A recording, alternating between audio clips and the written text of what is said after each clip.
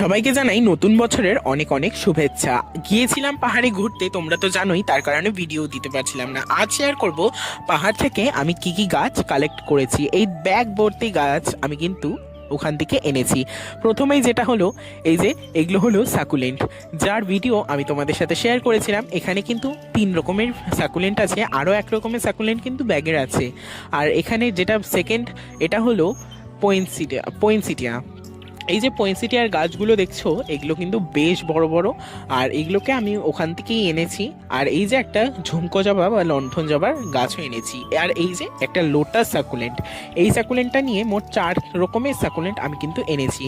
আর এই যে পাহাড়ি লিলির কিছু বাল্ব নিয়ে এসেছি, বেশ 2-3টে এনেছি। জানি না এর মধ্যে কেমন ফুল হবে, যদি আমি লাগাই এই বাল্বগুলো কেমন ফুল হয় তোমাদের সাথে অবশ্যই শেয়ার করব।